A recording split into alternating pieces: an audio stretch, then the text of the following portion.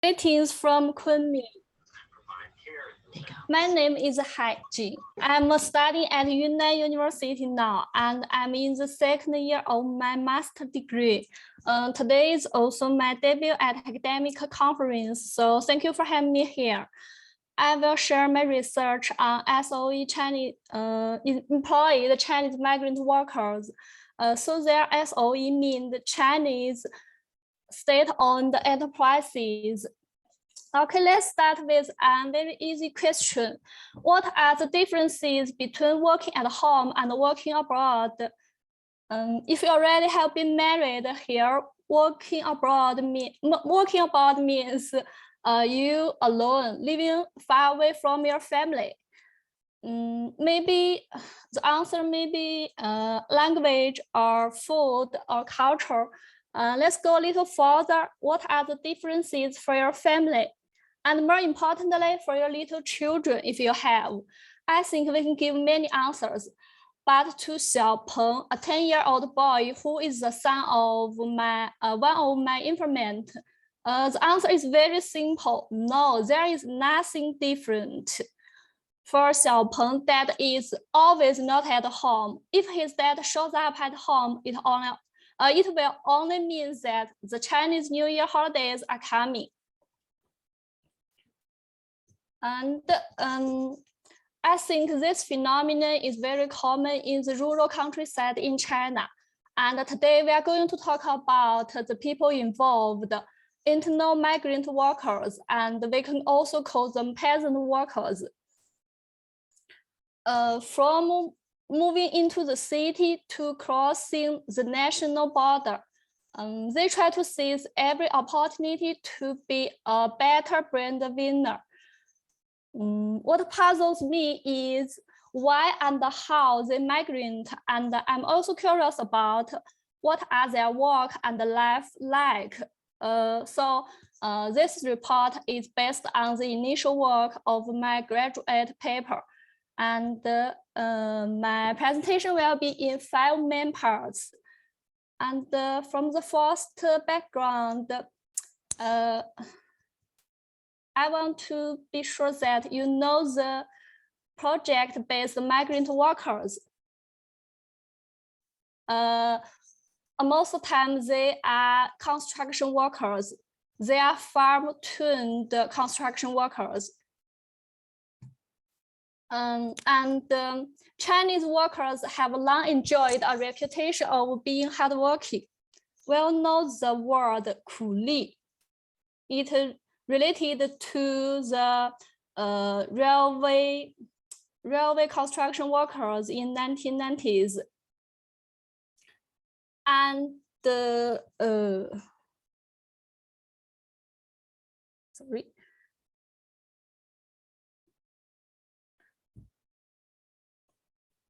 And the SOE plays an important role in this flow. It organizes and channels the mobility. And the relationship between SOE and his construction workers is both, we can call management and protection.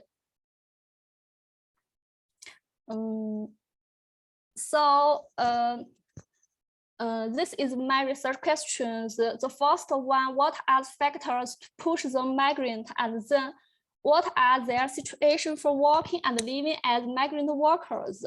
To answer these 2 questions, I would use this theoretical framework. I think we can describe their existing as suspended but stable Z. And we use the migration structure, infrastructure to construct, sorry. I would use this framework to organize my paper. I assume there are 3 dimensions in this situation. It results that 3 roles the migration workers played, which could be reflected from their everyday life. Okay. Owing to my personal ties, I found a key informant who is both helpful and warm-hearted, so I can keep connected in WeChat groups with target groups since 2021 May, and then I had a short field work in December 2024 in Georgia province. I interviewed the other 14 people, non-construction workers and 6 regular workers, including 1 deputy general manager and 1 female technician. So let's go to the main findings. First, for the government agency, it provides a history, a context, and an opportunity. China International Labour Corporation has a long history, and the government issued a series of policy documents to regulate the International Labour Corporation.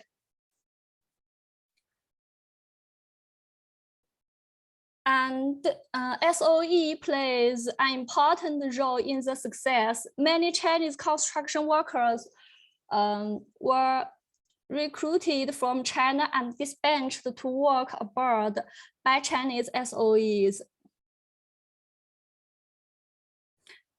And for the individual agents, Chinese migrant workers have the motivation to go abroad.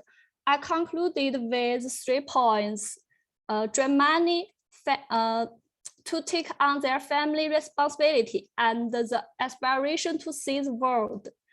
Secondly, skill certifications also make it possible for them to work overseas.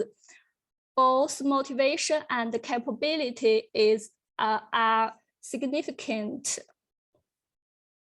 And next, about their everyday life. What are their life and what are their work and life situation like? First, I think they are strangers and they know they are. They have many differences with the local people in culture, and very especially, obviously, they have different saving habits, and they have different ideas about work. Here I found an interesting information that the local workforce, from my interview, the Chinese migrant workers tell me that they think the local people, they are smart but lazy. They are poor but they live comfortably. So why this happened? They told me that the local workforce work on weekends and they will ask for leave. They will rest on Monday or Tuesday. But Chinese migrant workers will know that they hardly have a rest. So I just asked why this happened. They told me, according to the laws of Malaysia, workers who work on holidays would receive triple pay, and the local people achieve the economic maximization in this way without giving up their rest time. But Chinese migrant workers don't have these benefits. They are paid based on days of attendance, so they have to work harder. They hardly have a rest or ask for leave.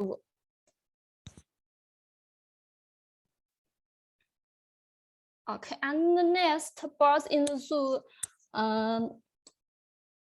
This verb I used to describe the relationship between SOE and its workers.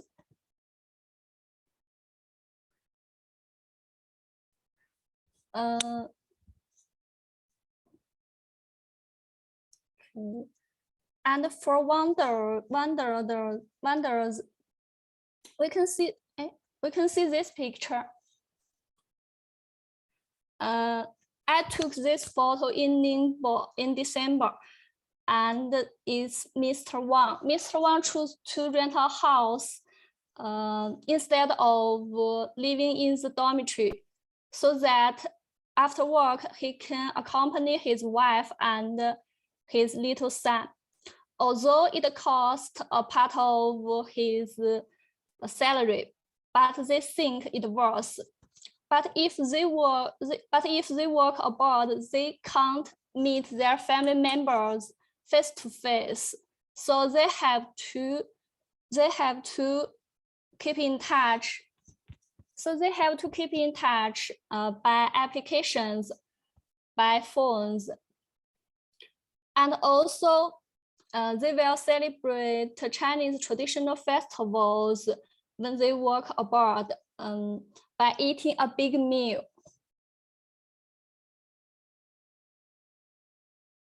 So by getting closer to the little known group and by documenting their migrant and everyday life experiences overseas, we can come to a conclusion that I think their existing are expensive but stable Z.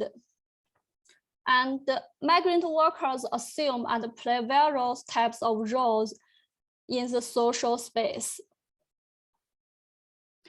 Okay, thank you for listening.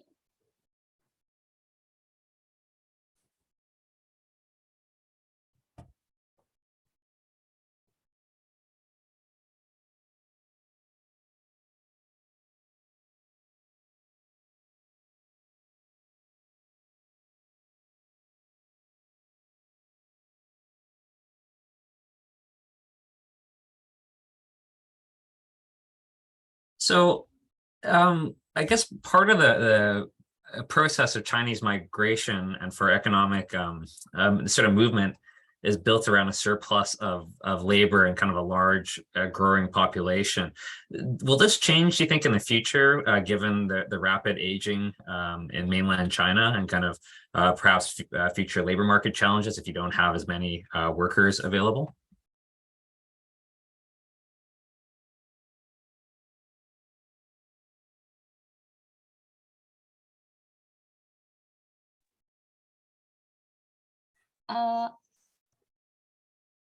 I'm not sure about your question. Do you mean that the Chinese migrant workers, the number of the Chinese migrant workers? Yes, I was just thinking there might, I guess in the past, there used to be many workers and not enough jobs with a younger population and not as enough economic opportunities locally. Does this change if there are fewer workers and more opportunities locally?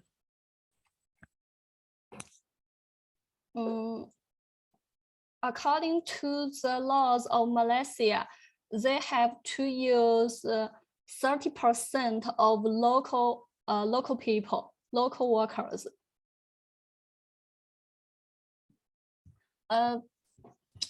But we have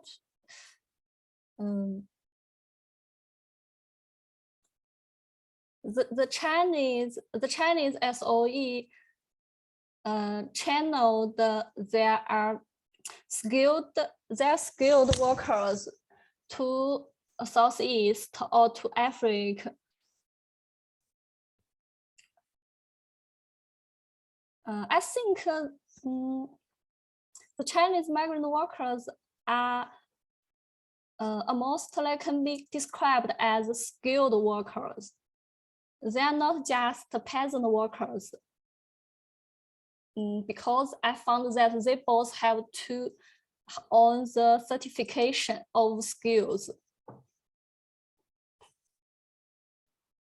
I guess I have a somewhat similar question to Trevor's. I guess if I interpret you correctly, Trevor, you're referring to like in the future, you know, it makes sense for the Chinese company to bring a lot of Chinese worker at the early stages when Chinese labor force is we just have a lot of people, and the wage wasn't very high. It makes sense to bring your own people there. But now as China developed, the wage is getting higher and higher. We don't even have enough people in mainland China to sustain the manufacturing sector. I guess somewhat related is that, do you see a trend where the company are relying less on these overseas workers? They are, they're changing to the local population to work. Even though I think you kind of answered the question by saying that Chinese workers are skilled, so maybe there's some kind of work that it's not like just local people couldn't do. But with that being said, do you just during your fieldwork, do you think that in the future there will be less and less Chinese workers going abroad? I guess that would be my question. Thank you. Let me consider for a minute.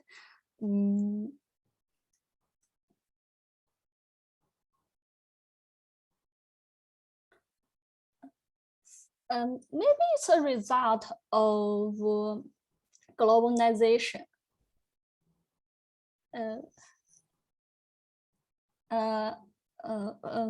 Just from the information I collected, I know that in Southeast, a Chinese state-owned enterprises, they have a program need to be constructed. They will use three kind of workers. One is they recruited from China as skilled workers, and the one kind is the local workforce. Because of the loans, they have to use 30% of the local workforce. And the next, they told me they would use some people like Vietnam.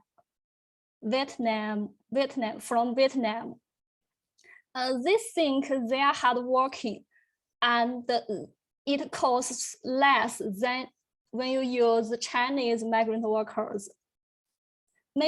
So I think maybe this is a phenomenon of globalization.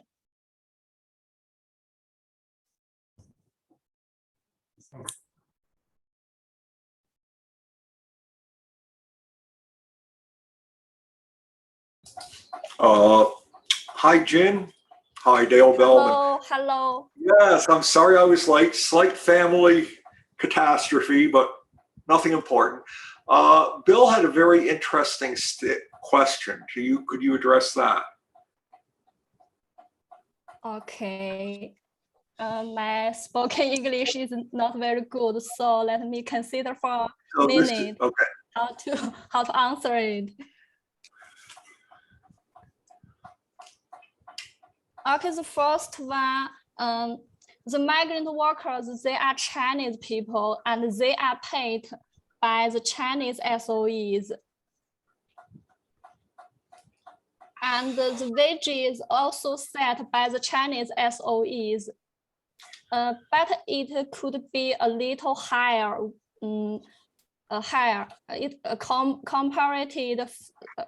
comparing to when they work at home.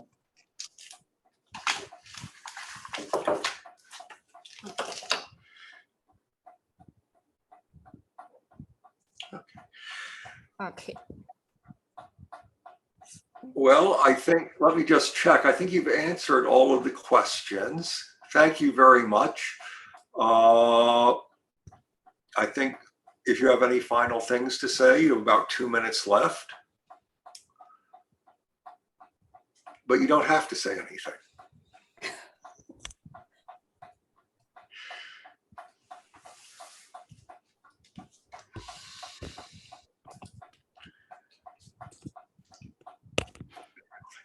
I want to jump in quickly.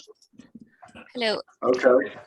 Yeah, since we have a little bit of time, I joined in a little bit late, so I missed most of the presentation, unfortunately. I'm very interested in the Chinese migrant worker. So, and Haijing, first I wonder, what is your data source? I'm sorry. Okay, I'm sorry. Why don't you use the chat, because you're coming in right at the end of it, but there is a chat. So you could ask her about data sources and so on. And if at the end of this, and since we only have 2 presenters, we could come back to your question. Is that okay? Sure. Okay, thank you. Well, let's see. Faun Rice and Trevor Quan, Trevor is with us, are at the digital think tank at ICTC. I'm not quite sure what that is, but he's going to be presenting on Beyond Economic Immigration, Understanding the Experience of Skilled Technology Sector Newcomers in Mid-sized Canadian Cities. So I look forward to this, a great topic. Trevor? One second, just bringing up the screen. Hopefully everyone can see this, okay? Yes. Oh. And just to make a quick statement, 15 minutes to present, 5 minutes for questions, and we'll come back and have open questions for either presenter after that. Great, thank you. Hi, so thanks for having me here today. My name is Trevor Quan, and I'm a senior research and policy analyst at ICTC, or the Information Communications Technology Council. You probably don't recognize the name, but we're a Canadian not-for-profit center of expertise for the digital economy. It's something, I think, just under 100 staff coast to coast in Canada. And so I'm in the research and policy branch of the organization. And so today I'll be talking about a paper that I co-authored along with my colleague, Faun Rice, who sadly can't join us today. But it's to look at the topic of, I guess the name of the paper is Beyond Economic Immigration. So trying to understand the experiences of these skilled high-tech workers in medium-sized cities. So it's kind of an interesting one to look at particularly highly qualified migration workers. So I'll just jump right into here. Just to set the context a little bit for those who aren't familiar with Canadian immigration policy, one of the goals in Canada is to try to attract these highly skilled immigrants to small and medium-sized communities. One of the other large goals is to get more balanced regionalized immigration and ensure that different provinces or kind of states, I guess it might be called in other countries, have some control over how they can select who immigrates into different places that better match local labor market needs. And there's also a lot of differences between the retention rates depending on the province or municipality. We have issues of the less populated areas of Canada often have more difficulty keeping people in there once they come in. And so we want to look at the question of why do these highly qualified immigrants who have lots of choices, why would they select and stay in small and medium-sized cities, say under 250,000 places when the trends are often towards the larger places? And so we looked at this with a mixture of secondary research as well as primary research based off interviews with 3 newcomers to Canada who had more come recently in the last few years and had settled in Regina, Saskatchewan, Fredericton, and Moncton. Stepping in at 5:30.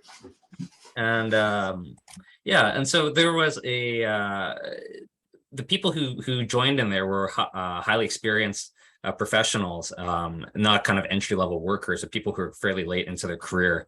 And so one of the interesting pieces going through there was to look at this in a narrative sort of way. And for people who had chosen to locate in these places, not necessarily just for their jobs, but around lifestyle and other kind of intangibles. So here, for context, is a map of Canada.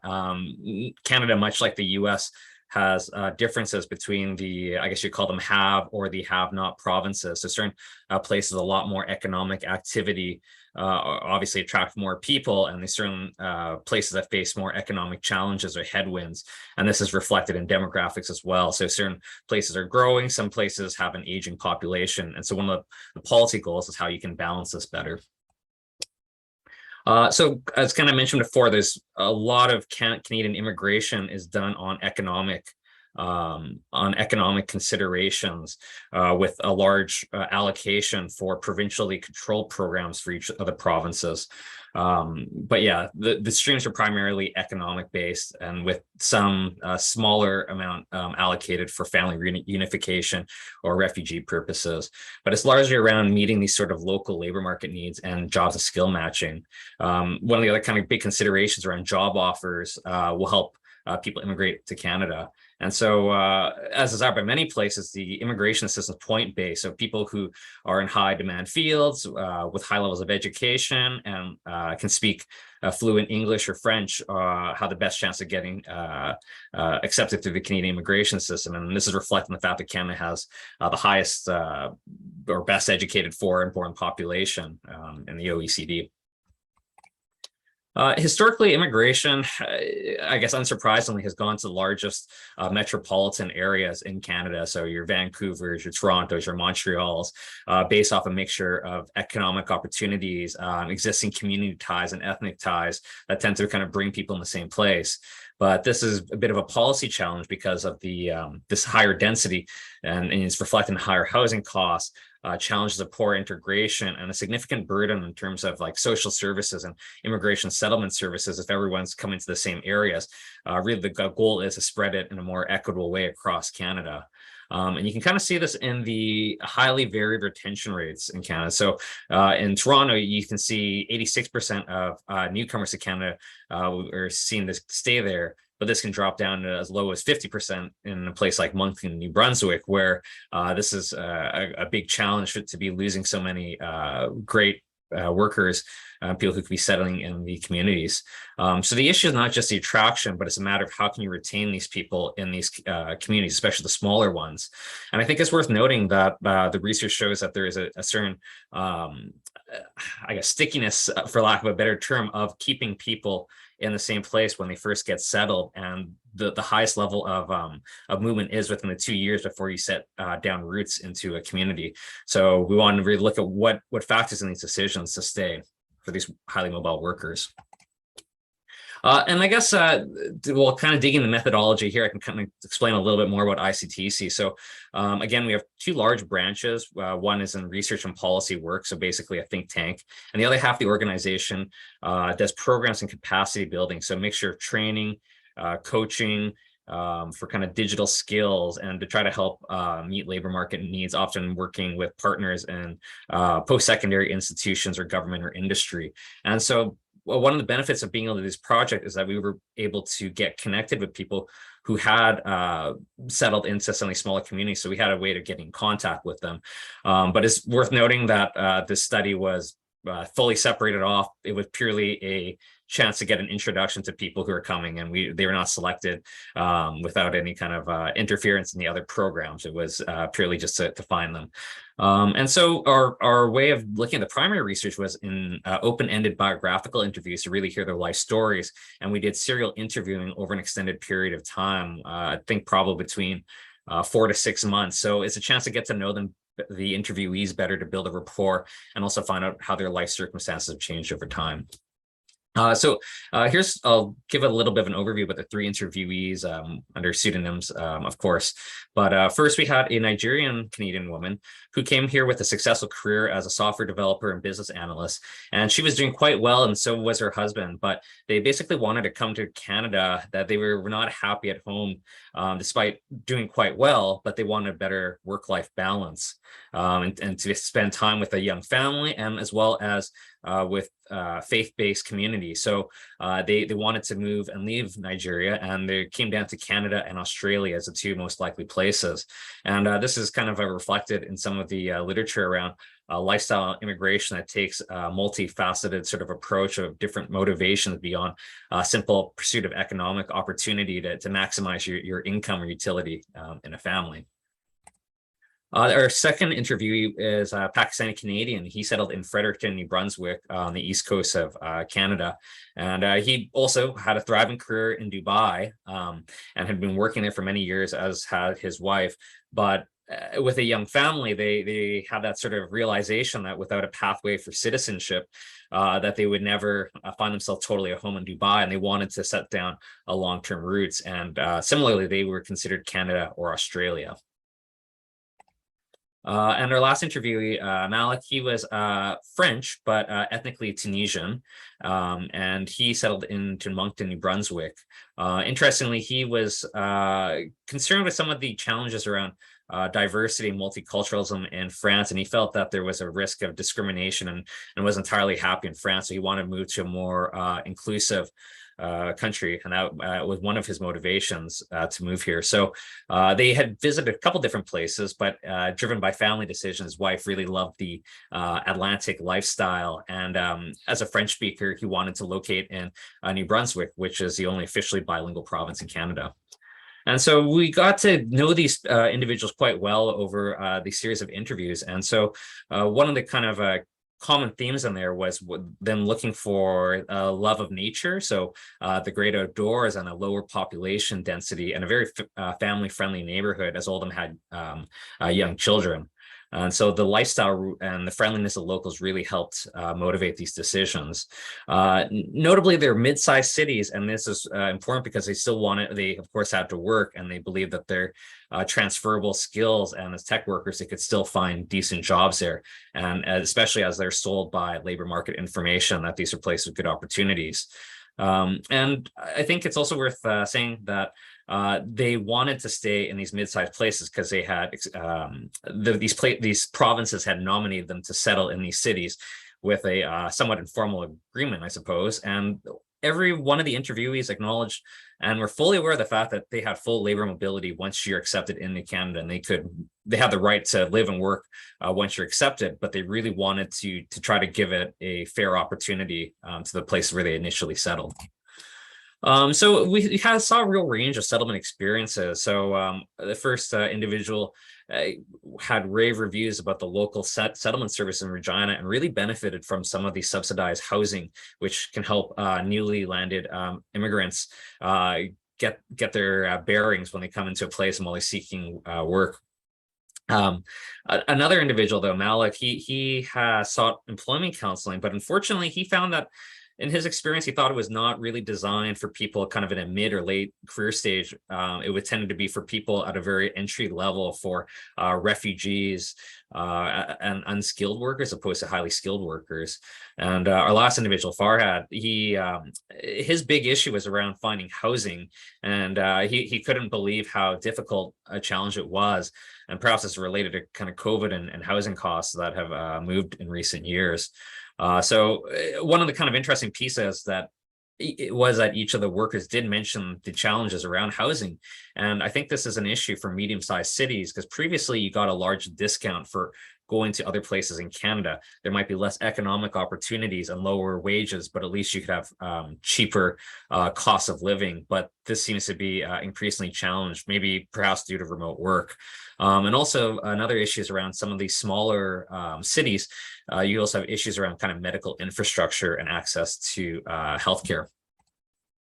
In terms of labor market, there were challenges in there, and each of the interviewees accepted some level of taking a step backwards, and kind of that realization that even though they had a successful career abroad or in their kind of home countries, they might have to kind of take a step back while settling in Canada. Fortunately, two of the interviewees rapidly advanced in new opportunities, and one of them had a little bit more difficulties, but had still found gainful employment in Canada. Unfortunately, he found Malik. He found that perhaps some of the benefits of being bilingual in Canada, being a francophone, he found that it was overstated.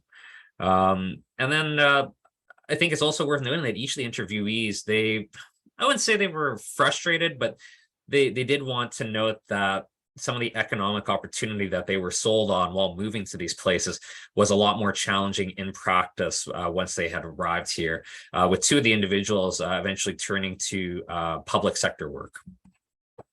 And in terms of the social side, the interviewees were all happy and were staying in their these communities, even though the economic opportunities weren't exactly what they were sold on, just based off the lifestyle and the friendliness of the local communities, and their families enjoyed it, and they really didn't want to disrupt that sort of lifestyle. Given the timing of the research, we want to look at issues of discrimination, but it didn't come up as a major sort of challenge. We could find certain issues, but they generally believe that it would be worse in other parts of Canada, or or even worse, discrimination at home from the countries they came into. So it was not a major factor in there. And as highly visible, I guess, ethnic minorities, they still felt that they're quite welcomed by these mid-sized communities, and the people there were very friendly and helped them get settled. So just a few highlights from there. One person, our Nigerian Canadian interviewee, felt that any sort of issues in the workplace were just really an opportunity to change perspectives, and she thought that she would work harder to win these people over, and also to open doors for future future migrant workers that come behind her. Another interviewee said, it's a little bit difficult coming to a city that doesn't have your same, I guess, people from the same country as you. But he says, hey, this is a good opportunity for integration, and you get a chance to meet more locals. And this is kind of a nice way instead. And even our third interviewee, Malik, he was so happy. He had many challenges and things that he wasn't happy with, but ultimately he said he didn't want us to lose perspective of how happy he was coming to this sort of place compared to France, and that it was just a wonderful global city, and he's so happy to have a place where his kids could also have these sort of values and community as well. And so just to kind of wrap it up, I think it's worth noting that while these people had all settled in their mid-sized communities for, I suppose, at least over a year, over 2 years in some of the cases, and they were considered at home, they weren't planning on leaving. But when we kind of had further discussions, they all were admitted that the thought had entered their mind, that it wasn't a consideration for the future. As Canada, and I think many places in the world, struggles with housing costs, and if wages are keeping up with there, it is just more difficult. So certainly it's not all about money, but you do need enough money to put food on the table. And it's becoming increasingly challenging in certain places where the cost of housing has gone up quite a bit. On the plus side, each of these interviewees had really thrived in the local community and become active contributing members, and they're joining various volunteer work. And yeah, it's I think it speaks to that lifestyle migration, and for some of these different places outside the largest metropolitan areas, around how you can renegotiate work-life balance and maintain that quality of life. And perhaps I guess, as many people have found with the rise of remote work, other people are finding the same sort of benefits to move out of the largest cities. I think it's worth noting that again, the challenges that can be found in terms of finding work in different communities, especially as a newcomer to Canada, and that sort of mismatch between the way some of these opportunities are sold versus what they're like on the ground. And so this mismatch might be the cause of some of the lower retention rates and why people leave to go to larger cities or back to their home countries. They may come to the smaller places in terms of the lifestyle as a motivation, but if they can't get the right sort of career success or economic opportunities, they will leave.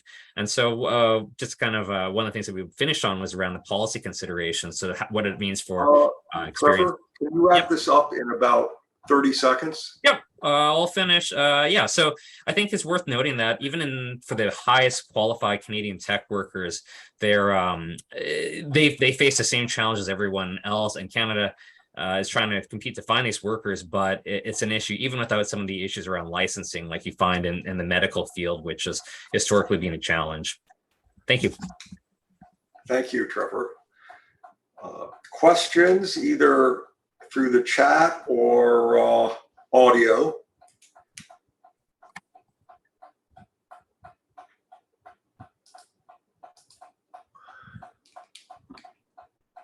Hi, Trevor. Should I go ahead?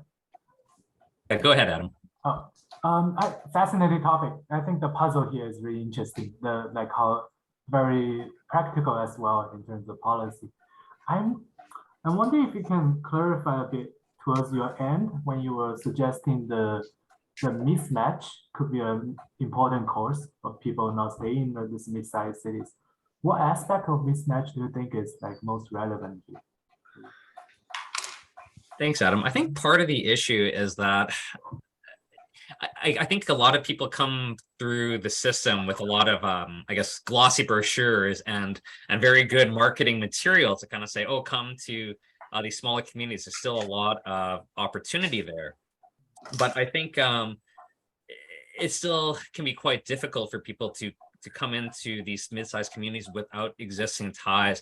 And that probably is a benefit for when people come to places that have an existing immigration, significant community of immigrants there that can help do a little bit of that sort of matchmaking, help in the informal job market, as opposed to cold calling or starting out without a network in there. Thanks.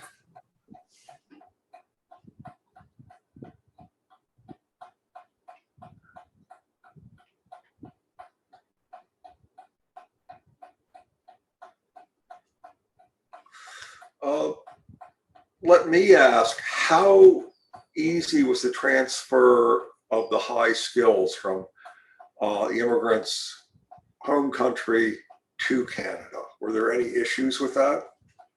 That's a great point, because I think one of the things that's neat about looking at tech work is it's a very, I don't know, you call it like a ruthlessly or very, it's based on kind of excellence, I suppose, at least the myth between tech, that if you can code and you can deliver, the education doesn't matter. There's no qualifications. And basically, these are people who bounced around between countries. They had a lot of career success. They had the skills and they were doing the work in Canada. And so that was a positive sort of match, that they were able to successfully use their skills. So the skills were matching. But one interesting thing that did come up was one of the interviewees mentioned that she thought that sometimes you almost get forced into it, that they kind of shoehorn you into the exact same sort of work that you were doing previously. And she says Canada should be more open to encouraging people to look at how they can transfer their skill sets.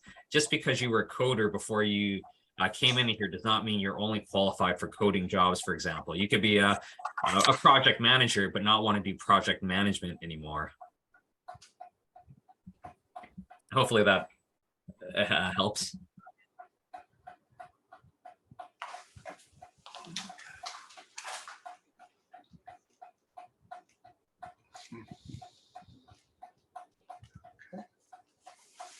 Are there other questions that people would like to ask Trevor, or for that?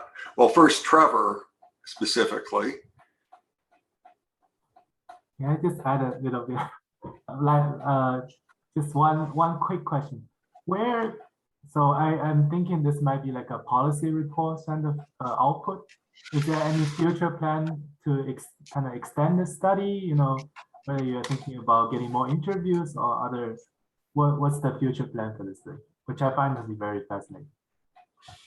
So that's a good point, and I guess it's kind of the context. So yeah, we work at a not-for-profit, and so we often take various sponsored or commissioned sort of reports by various levels of government or by industry or on a specific project. This one was actually a bit of a maybe better described as a bit off the side of our. Nah, that's maybe not fair. Not off the side of your desk, but this is kind of a side project. It's not directly related to a lot of our work. My background is a lot more in terms of technology policy, innovation, and skills matching, but is a neat opportunity to look at the migration side. So this report will hopefully come out and be able to be released in the future as it gets passed through the review process is being submitted.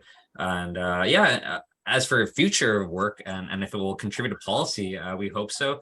A lot of the work that we do does go to various levels of government, and perhaps maybe there'll be an opportunity if it gets some traction for some follow-up work in the future.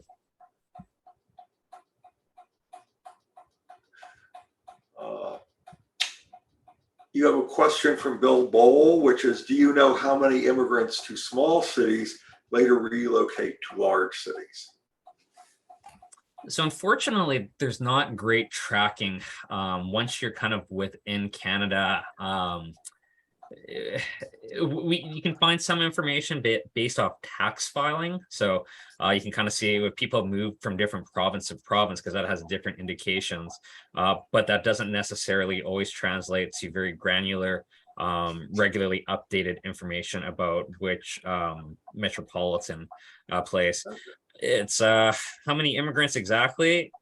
I would say it's telling by how high the turnover is in some of the places like that. Again, that sort of discrepancy where you might go from a 85, 90% retention rate down to, yeah, your 40, 50% sort of rate. So some of the people will be going to other provinces and into other towns, but I think probably the best indicator is around the larger demographics of a city. If you kind of see them growing or shrinking or aging, or kind of just the overall composition there, as opposed to being able to track the individuals. Okay. Thank you very much, Trevor. Any further questions for either Trevor or Haijing? She's still there. Yeah, she is. Well, I think it's been a very informative session. I'm glad that our speakers were able to fill in for, we had 2 speakers and they did a great job. And I hope I'll see you all at the happy hour. Awesome. Thank you.